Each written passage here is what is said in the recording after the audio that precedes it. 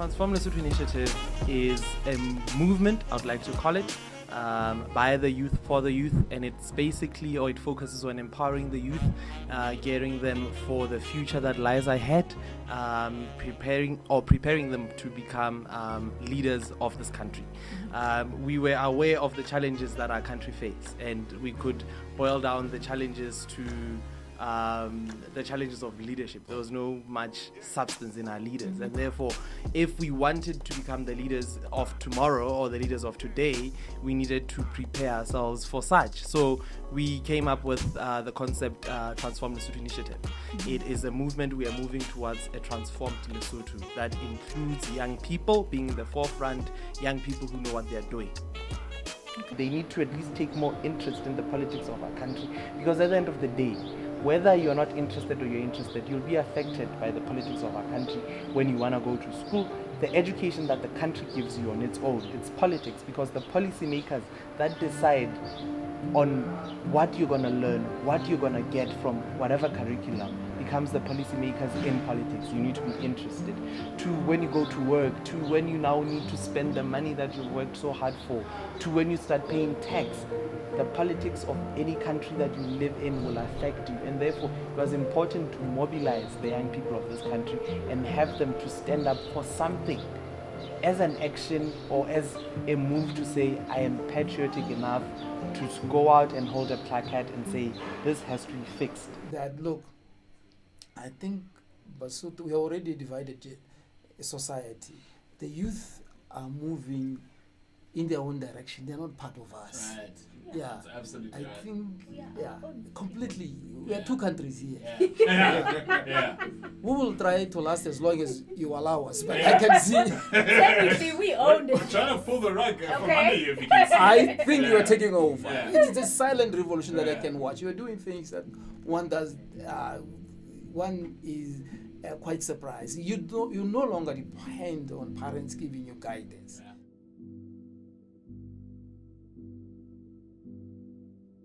The present National Lesotho University, Lesotho, what I would call it now, National University of Lesotho, used to be what was called University of Botswana, Lesotho and Swaziland, ULS.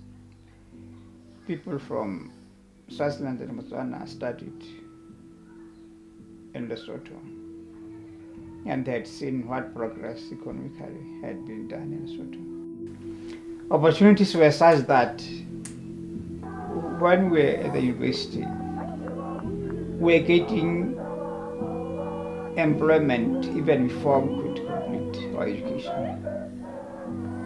To an extent where every vacation we were getting employed on a part-time basis by the departments, different departments that we would work at. For us to be employed, you had to be lobbied. People had to attract you to join the department, to join the organization, to join the ministry. As opposed to now when you can spend maybe not even ever being once after the best of education.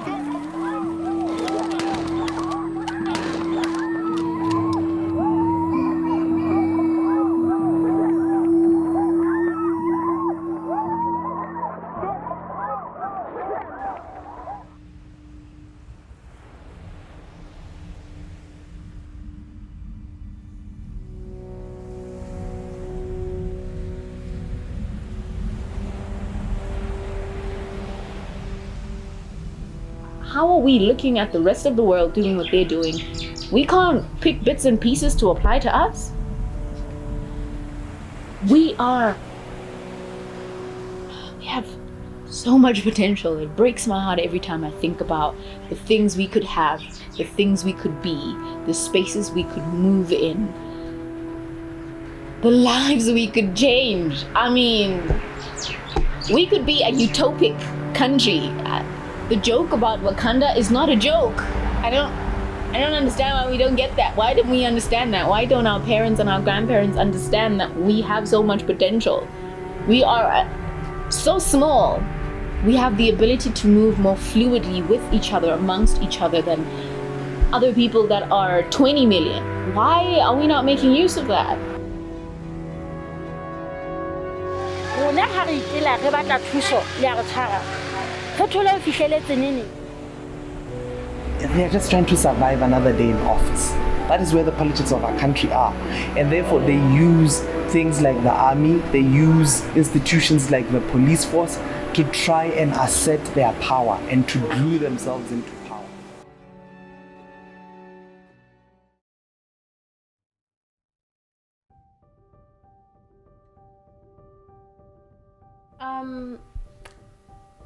Unemployment in Lesotho is like one of our biggest problems, to be honest. It's like it's not something that could maybe be eradicated like by the snap of your fingers, obviously, but things could be done to make it less of a problem. You know, things that aren't necessarily too hard, but they're not being done, you know. And seeing people, sometimes it's people you even know, you know, family members, friends and stuff like that, in long lines, and knowing that that job has nothing to do with what they studied at school, but they need the money. And seeing a line of like 5,000 people waiting to apply for a job that only needs like 100 people, it makes you think, what about all the other people that are not going to get the job? What else are they gonna do, you know?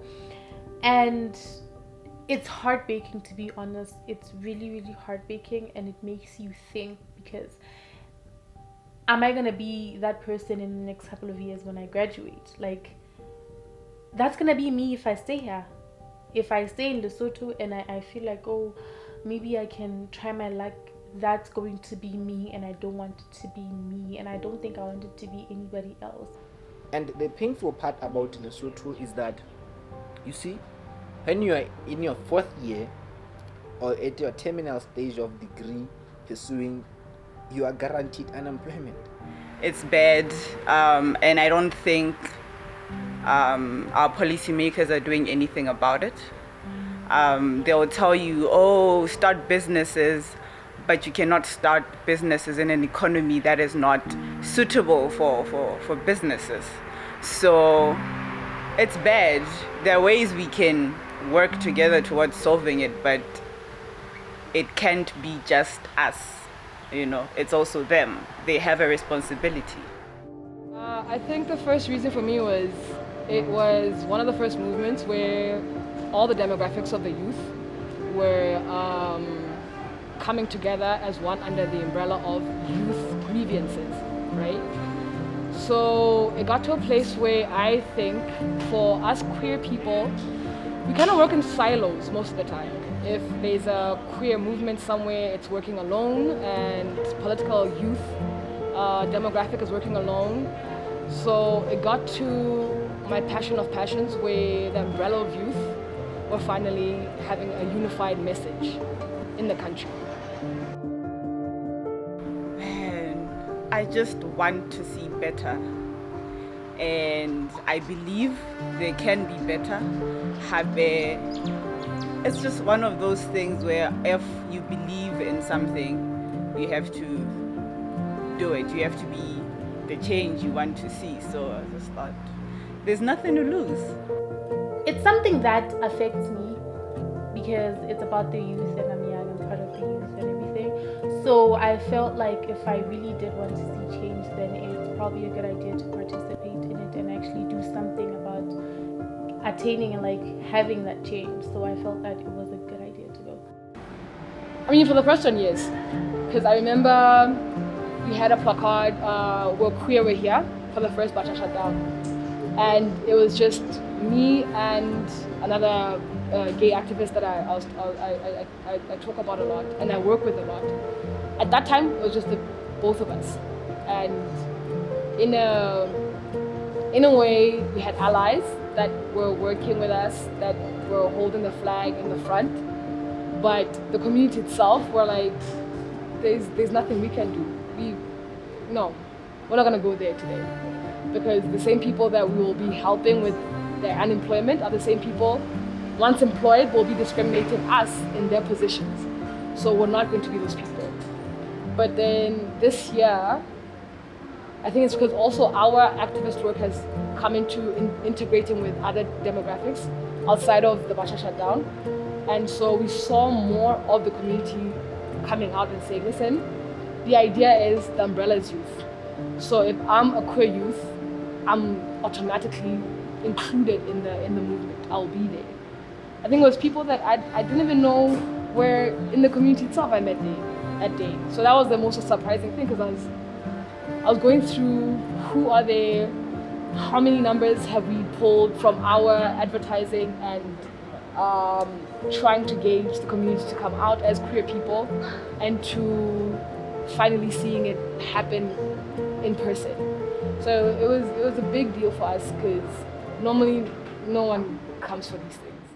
We got there some 15 minutes past or something like that, and there was already like a bunch of people.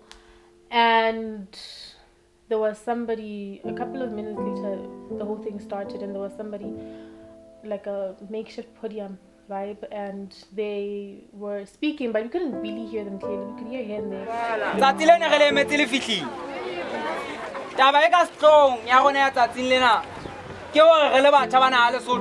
Re batla re fumantshwe mesebetsi, re batla mmuso o etse hore ho be bonolo re fumane mesebetsi. Re le batjha bana a Lesotho, re batla mmuso o nke kgato ya hore taba ena ya tlhekefetso ya bana le basadi o nkela kgato ya hore o etse melao e tla etsa hore e kene tshebetsong. Taba ena ya hore youth police e re tima monyetla hore le batjha re etswa qeto le ditabeng tse re amang.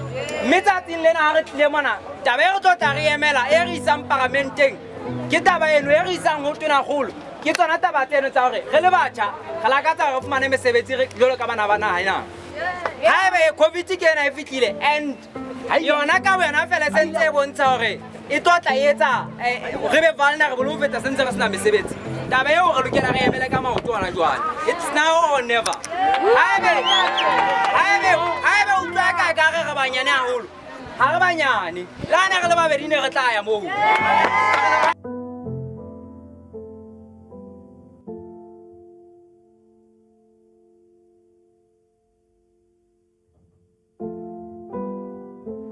For starters, you understand. I understand that we're in the middle of a pandemic, but at the same time, I believe that the permit could have still been given. We still followed COVID protocols, social distance, and I don't see why it was not given. But at the same time, the pandemic is still not over. You know? Then when are we going to solve the problems we have if we're still waiting? So we could never win that one. Tabeng ya mofuta jwalo ya hore boipiletso ne bo sena permit hanga tshwalo. Hona le ntho thweng e morally correct but legally wrong. Ntse morally correct ya re tswa ho sane re ka nnete ndete modimo re bolawa ke tlala ka matlu. Mme re kopa hore tlhaka la mosebetsi phatlalatso le qomatsi. Taba ya mofuta jwalo, it's morally good. Mohlomong ha re se re beya COVID ka pele, e be le re fitla re ha le ga kola hore re ke be ga ba kgobokana sebakeng se le seng ka mabaka a COVID a etsang hore ntho nana e be legally wrong. A so bolela hore mathata ana ha a fedile ka baka la fela impediment kapo le wata le reng hore le ahwang ke maemo a tlokotsi kana go unemployment e kotsi lo feta COVID. And ko tlameha o tusise hore whether you like it or not, COVID fihla tsatsing lena, unemployment has been an illness e bolele batho ba ngata ka depression lo feta dipalo tsa COVID for years. So maikutlo ka tabeng ya permit ka nete re tlametse re ithuta ntho tse pedi.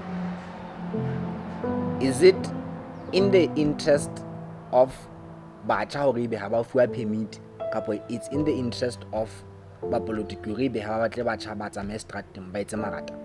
We're at a place where we're saying it's either do or die. It's either we're finally integrating ourselves and it's gonna sound corny, but we're taking up space and cementing ourselves, so that we change the narrative of, hey, listen, there are queer people that side, they call themselves specially able people that side, there's women that side, we're finally saying, okay, like the youth itself is just the youth, no more demographics.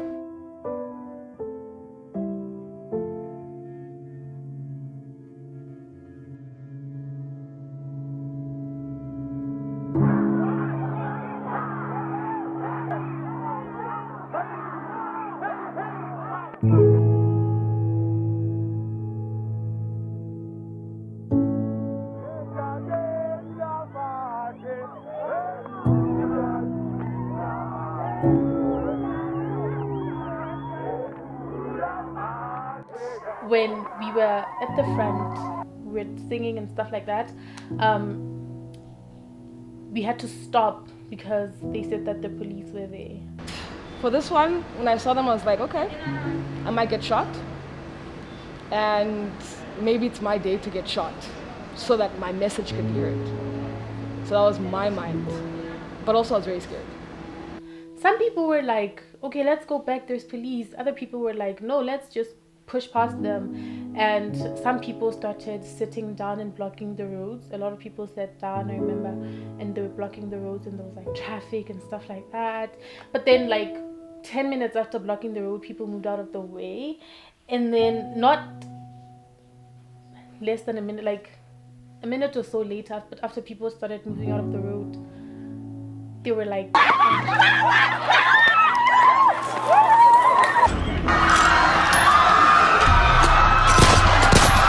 but I just remember like running because people were running, and one of the tear gas containers, I guess, fell literally in front of me, and I had to like run through the smoke, and I was choking. And then I remembered that they said that you need milk for it, but I didn't have milk because I didn't know I was gonna need milk. But I had water, so I started pouring water on myself because it burns. It was burning and I was choking, and my glasses were slipping off, so I couldn't see where I was running. My second thought was, oh my god, I can't see where I'm going because I had to take off my glasses since they were falling. My third thought was, where are my friends? Where are they? But mostly it was just run. Like breathe also, because I couldn't breathe because of the tear gas. It was just like in through the mouth, out through the nose, like something, just like air must come into my lungs.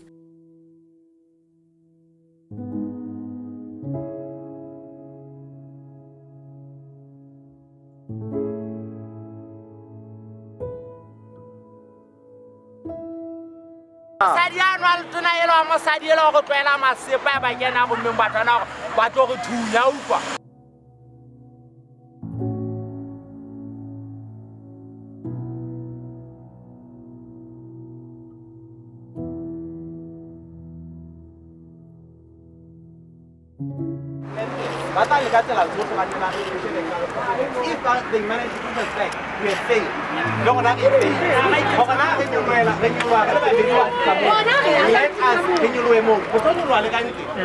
They might push back. But if they push back, it's strategic.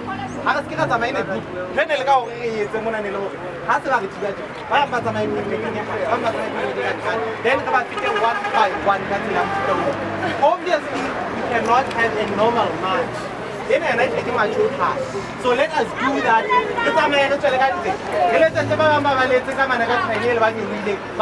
We are regrouping.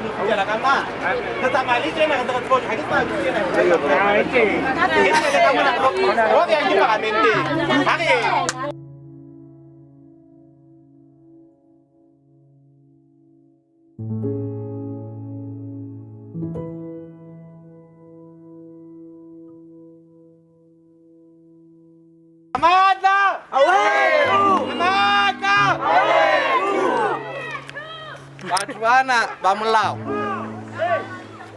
mapolisa a Lesotho are eletsa ka bank eletsa hore ke khaleta ba ena e tshala mona hobane ha e molao jwale ke ba bolella ke re nna ke bolelletse batjha ba Lesotho hore dillo tsa bona re tlo di beya lengolong re tlisa lengolo mona mangolo ke ana a tshwere ka moo ho na le a mang e le ba bang ba ka nna ba fumana dikopi tsa ona fela ho na le tlamehang ho tla ka mona ho tla ke etsa ntho e molaong jwale ke kgutlela ho bana ke ba bolella hore nna ke tlile ke le moo lengolo lena ha le tlo nkuana re dumellane nka kgutlela ho bona re dumellane hore ha ba nke lengolo lebitsong la beng ba bona both the executive le yona legislature ya nna kona ke kopanang le taba ya lona hona jwale ha ke le bona le ho mamela modulasetulo wa lona manena o reng empa ke a utlwa hore seboko sa lona ke seboko sa batjha ka tlhokahalo ya mesebetsi ha ba kutlwe hantle mme ke seboko se utlwahalang jwale nna ke kopa hore le se ke be la nka parlamente ka kakaretso e le rejectile la utlwa hobane ke nna enwa ke na le lona bona mme ke kopa hore le re fe copy ke fumane copy ya lengolo leno la lona mono le rona teletse mosebetsi wa rona mo tla wetsa ona teng e le hore ke kopa le mamele beng ba batho bano ke batho bano a se dikosi ke batho jwale beng ba ka ke kopa hore le mphe copy ya lengolo leo la lona le lengotseng e le hore e tle re le rona se re le rejectile e be le hore e tle le re parlamente ka kakaretso e tle le rejectile.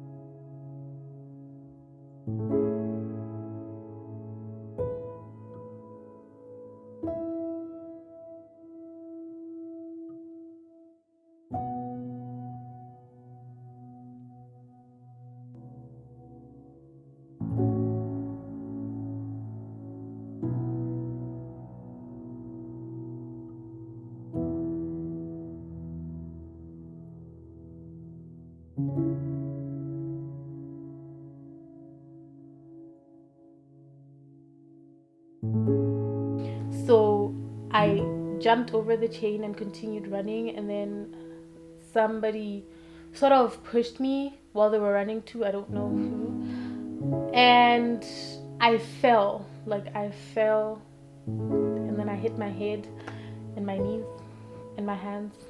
Literally anything that could be affected by the impact was affected, and then I only realized how kind of traumatizing this was after I got home, because even the doctor when I got there, he was like, there's no way you fell on a pavement, like this cut is like deep and it's bleeding non-stop, and it's just like there's no way, like did somebody stab you? But then they numbed my forehead, and I remember like he put his finger inside of the like gash, the wound, and then he was just like moving it around. I don't know, I just don't know why. I forgot why he was doing that. And then he went, that's your skull.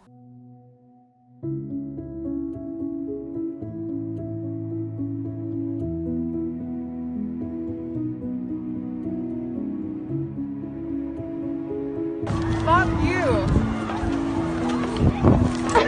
Oh shit.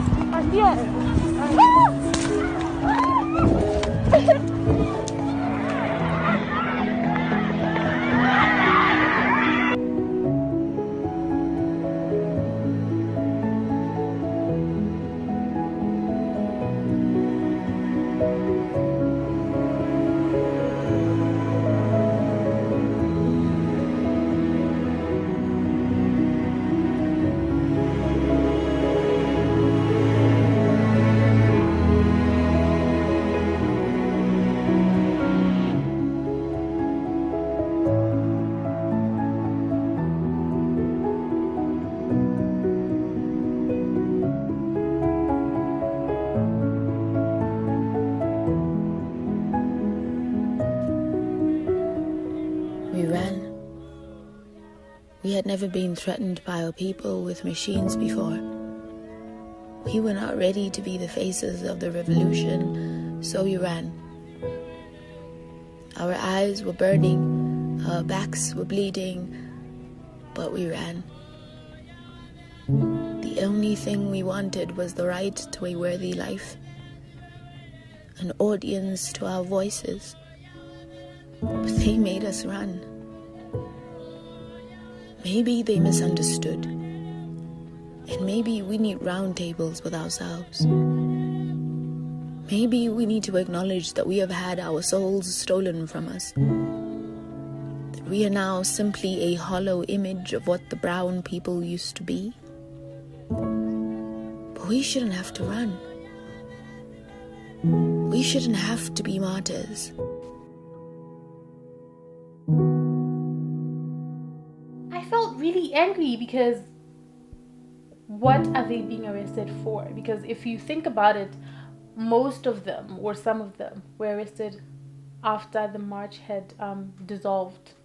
Let me say, they arrested them baba ota, and they were like very, very forceful and brutal. Like, it was very unnecessary, and it was just cruel, and it was messing with our futures, because they're arresting them, students and young people who still have like their future ahead of them, and then they want this arrest to hang over their heads all the time. And I come across this, I've never been so frustrated in my life, because what do you get from hurting a bunch of young people who simply just want you to hear them, you know? That was my first thing. And I thought, okay, maybe let me try to understand. Maybe there's something here. Maybe, I don't know, maybe somebody did something wrong. And I tried, but I couldn't figure out what could possess grown adults who probably have kids themselves, who are probably experiencing the same issues, have such a serious problem with young people just trying to come together and tell their leaders what the issues are, and you go and do that. That's a bit extreme. I'm asking for a meeting, but you want to hurt me on my way to the meeting? And then you say we're not doing anything about our problems? I was really frustrated. I cried quite a bit. I'm a very emotional person, so I definitely cried. I got really angry, and then that's when I decided to write the poem that I did, because my thinking was, there is no way that this is a good way to live. Nobody can justify this. You can't make it make sense to me. These are young people who are unarmed. How are you that afraid of what they could do? Are you that afraid of the things they could expose that you feel the need to shut them down before they get anywhere near a potential solution? It was unnecessary, to be honest, completely unnecessary. I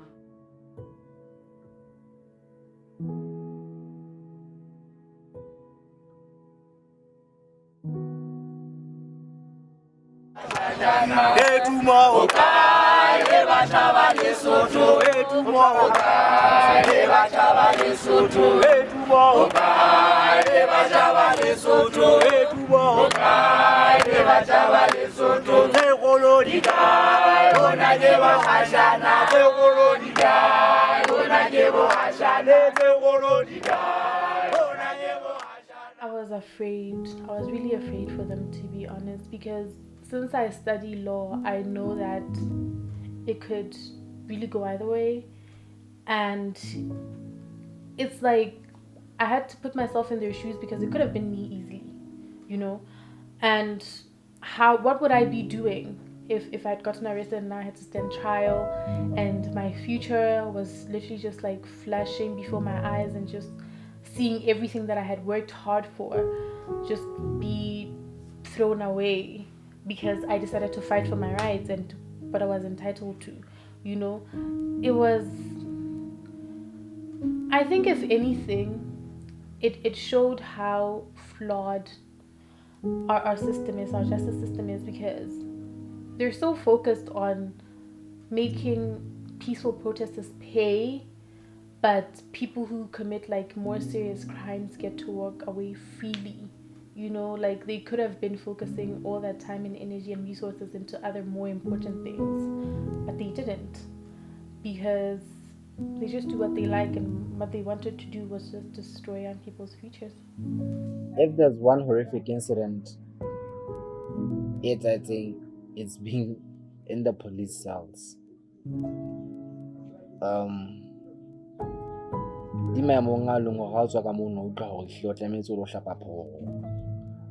Because it was terrible.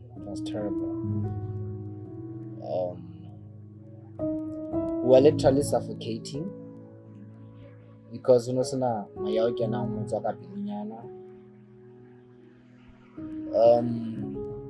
know,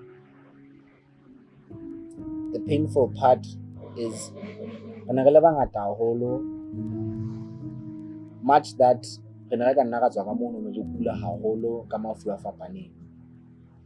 let me make you a simple example. You know, I had this scar. It was a very open scar, and another person later who had more open scars.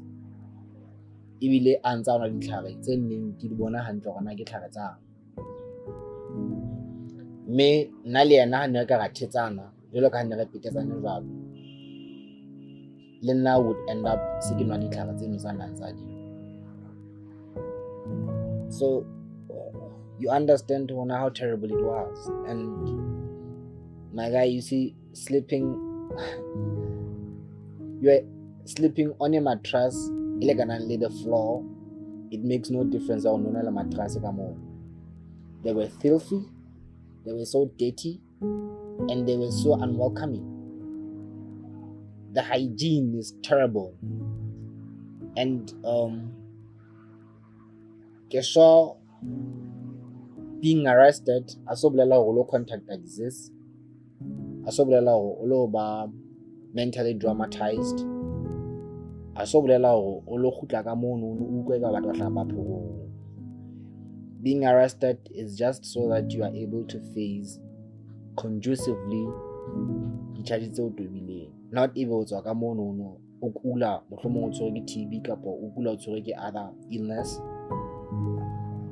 Really, the worst part of it all, even anything how medical attention. It was very horrific and it was very painful, my guy. Putting those 11 in jail and, putting them on trial succeeded in threatening a few people into being quiet, because now you don't want to go through the same thing. You don't know if you can handle spending a whole weekend in a jail cell, so you don't want that. For me, I thought, okay, so this is what we're doing now? Okay. We're gonna keep going though, because it's unfortunate, but if you look at any country that has in any way achieved a sense of freedom or some kind of liberation, they had to go through that. It's unfortunate, but they did. So this was just a reminder that this isn't going to come easy for us, which is disheartening, because it should. We're not asking for freedom from a colonizer. We're asking for freedom from our own parents. Why don't they understand that? So yeah, no, seeing those pictures, it got me angry all over again, broke my heart all over again. But the worst part was seeing the scars on those 11 people. And we know they didn't get them from home. These are fresh scars. Which means they either got beaten, they either got shot, or something happened. Something happened to those 11 people that were in there, and I'm pretty sure they came out and they were never the same. And they will never be the same. And when you tell the story, where did you get that scar from? Oh no, we were marching. Oh, why were you marching? No, we just wanted the government to hear our problems. There is no correlation there. It does not make sense that We wanted to speak, we wanted to have a conversation, sit down, go through some things, and the response we get is violence and intimidating us by putting 11 people in a jail cell. Because I've seen videos of the one guy who got arrested and he wasn't doing anything. If anything, it was the most humbling thing ever. He went there, arms up, ready to just speak. And they hit him. And they cuff him. What are you doing? What message are you trying to send? Are you trying to say, don't ever do this again, or we're going to kill all of y'all, we're going to harm all of y'all, we're going to beat all of you? Yeah. So unfortunately, I do think they have, to some extent, succeeded in intimidating us and putting a certain element of fear in us as well.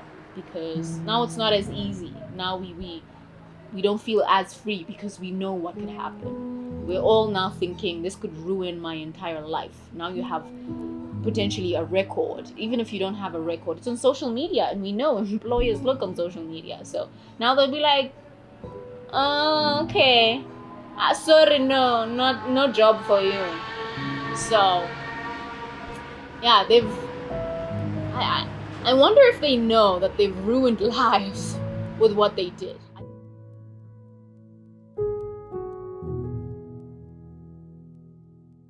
Our meeting with the Prime Minister called us for a meeting. We engaged with him on 2 occasions, if not 3. I think it's 2 occasions. The other occasions was with ministers and other government officials.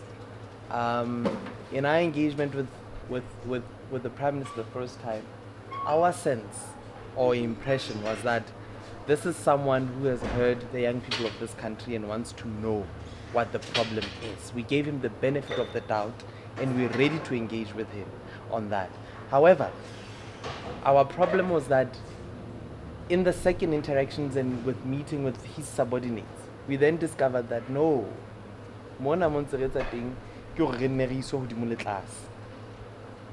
Be taken from pole to what, from pillar to post, trying to get the solution. Another thing is that they were not interested in the solutions we had to offer. They wanted to impose their own solutions that would seemingly look like they are doing something. Simple. We say declare state of emergency. They're like, no. We're like, there's nothing we can talk to you about because you're not ready. You're not prepared to solve unemployment.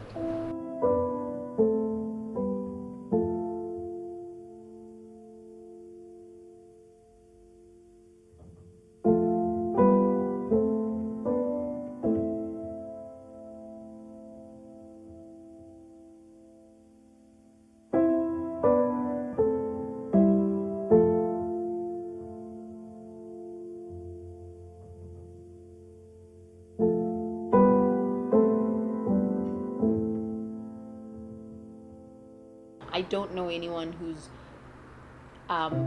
received funding from NMDS and never had issues in the entire time that they were getting it. There's always like a problem, either because the funding is late, or they'll tell you, no, we can't fund this, you have to study here, and you go, but you know the quality of that particular degree here is not great. What am I going to do with it?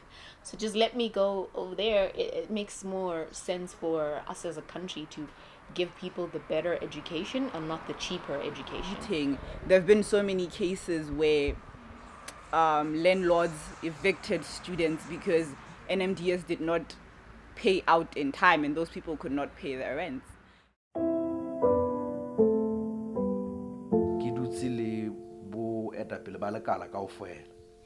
What we are working on now ke hore re tlose tshitiso e reng baithuti ha qeta ho etsa first degree ha a sa sebetse a tlameha ho yola lo batla tšhelete ma sa tsebeng na lo e batla kae ho ga tsebe ho etsa master's degree kapa tsebe ho etsa PhD. Mme ka nnete ke bone ka council hle entse qeto ya hore ba utlwa proposal e re neng re etsa ya hore re etse lift that restriction e sitisang baithuti hore ba ka ya straight to the master's program or the PhD program.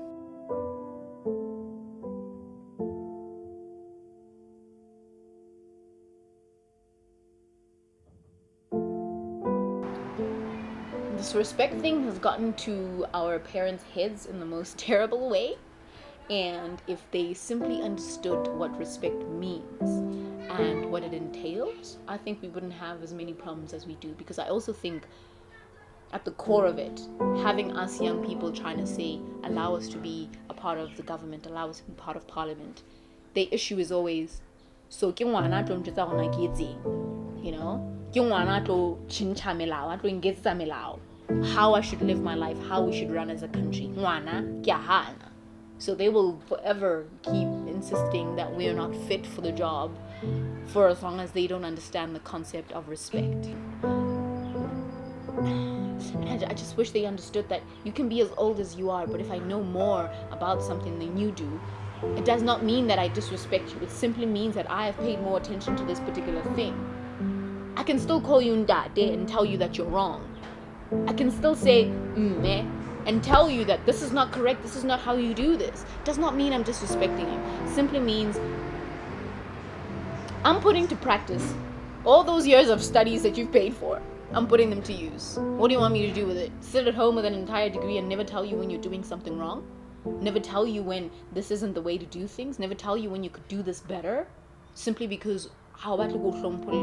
So I think if we understood the concept of respect and that it goes beyond age, because we respect them but they don't respect us. That's a big issue, and that's why we will argue. That's why there'll be young people disrespecting their parents because they feel like you don't respect me, so why should I do it? I've been doing it all these years and you don't want to do it in return. All I'm asking is you hear me out now. And you can hear it in the things they say, like lebana. No. The move lockdown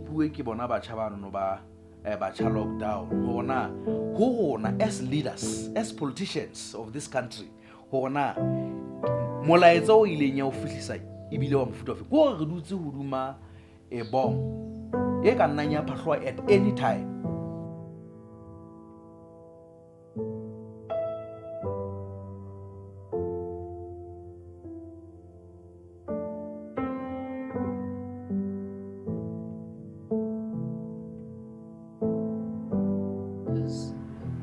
I think a lot of us had hope when he came into office. We thought, ooh, he's a relatively young man, he's, sort of educated, he's got more education than some of the people, he knows his things, and he was a finance minister, so surely he knows how things need to move, because money tends to move a lot of things. So we thought, oh, this is gonna be sort of great.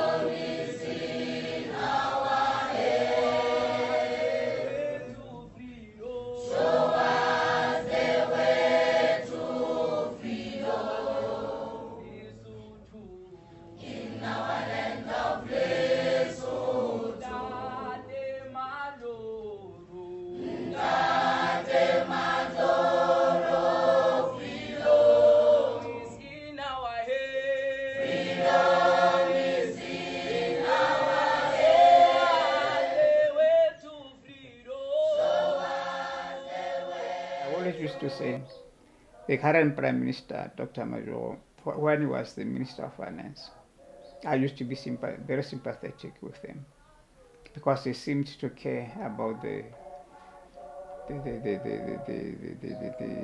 cost of running the government. He had some good ideas, and he wanted to put some measures into implementation to reduce government useless spending. I always thought he was failing because he did not have the support of his Prime Minister. But now that Dr. Masego, a man with a PhD in economics, is a Prime Minister, the economy of this country is worse than it has ever been. He is younger than people who have come before him. He's very educated. He's an economist by profession, but he's performing worse than many other prime ministers we have had. In our land of Lesotho, Ndate Maloro, Ndate Maloro, freedom is in our head. Freedom is in our head.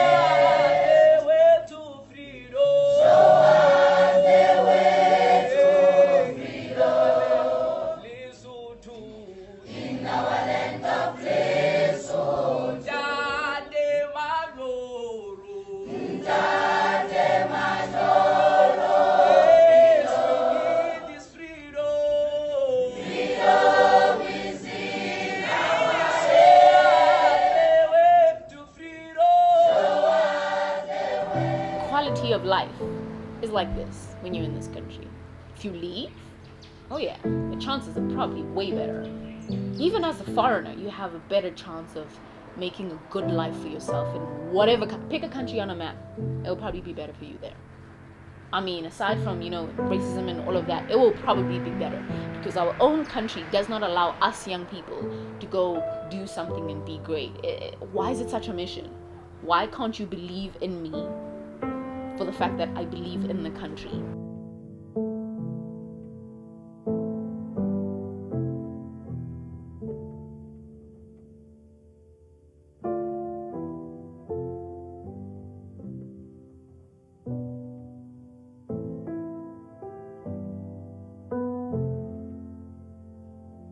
So having to leave all of this behind, it's definitely gonna be terrible because I know a couple of people who had to go like a bit far, like overseas, to pursue their careers and stuff like that, and they miss the smallest things that I take for granted now, and I definitely feel like I'm gonna be feeling the same way at some point, but I have to do what's best for me. And if it means not being able to have motoho all the time or like dinawa, stuff like that, watching people up at Dolobonga at some place, then I think I'll make peace with it. Because I have noticed that a lot of people think this way when they're young, and then you reach a certain age and you just kind of lose all hope and you become almost faithless. And I noticed this particularly with the interviews we were having on The Big Time, that we always ask them a question at the end of the conversation to say, how would you reimagine this kingdom in the next 5 years and in the next 10 years? And the younger people always have some beautiful answer to give me about how, this could change and that could change and there's hope. And you can tell these are people that will do the things that need to be done to make the parts happen, to make the things that we need happen. But the older people, they always tell you about how, oh no, I've seen things, things don't work, and they're just completely faithless. And it's like, okay, so you're aware that you don't have faith anymore, so why are you still insisting on sitting in your chair? You're fully aware that you don't have the capacity, you don't have the drive to change things, to deal with an entire generation of people changing something. So why are you insisting on sitting there? You don't have the passion for this anymore. You don't have the love for your country that we young people still have. There are few of us now, very few of us, because what is there to love anymore? When people have broken you down so many times, you don't feel the need to love your country anymore. You can love the people, but maybe not the place. This place has broken down so many people. They cannot be blamed for wanting to leave and making a life elsewhere, in another place where as foreigners they will be more accepted than in their own home. The youth are the leaders of today, not the leaders of tomorrow. Ho bona ho ngala naha ya habo bona hobane ba re ha hona mesebetsi e tle be le kgato e fosahetseng ka tsela e kgethehileng. Hore be ba ile ba ya maka maoto ba re hona le ntho re lokelang ho etsa ka le batjha ba naha hore babusi ba etapele ba naha ba utlwe. Ke mohato wa bohlokwa bona wa ho bontsha hore kgetlong lena ba utlwisisa boikarabello ba bona. Ba utlwisisa boikarabello ba bona hore ha se ba etapele ba ka moso, ke ba etapele ba hana jwale, ba na le lentswe la bona le tlameha hore le utlwe ke Mosotho e mong le mong mo a nang le boikarabello ka mafapha ka ho fapana. Mme ke re ehlile batjha emang ka maoto jwalo ka ha le se le entse le emele bokamoso ba lona le bokamoso ba the generations to come, ka hore influence le tla etsa hona jwale e tla tisa phetoho ka moso. Haeba ke ka November monana when you took the move, but ho fitlela na wena hona le movement o bonang ho wa etsahala ho leka ho arabela ditlhoko tsa batjha, ho bolela hore ha la ka la hlaya ka maoto le tla qetelletse le hlile diqetong tse nkuwang boemong ba tsamaiso ya naha ho consider wa maikutlo a lona. Mme ka nnete e nngwe ke bone ke hore batjha ba batla ho emella morao dipolitiking ba re hona dina le beng ba tsona. Space seno ke sa lona, ke bokamoso ba lona.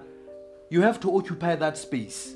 Hore le tseba ho etsa influence the decision makers. Ho etswa decision tse nepahetseng. And le lona le tlameha ho ba karolo ya the decision makers.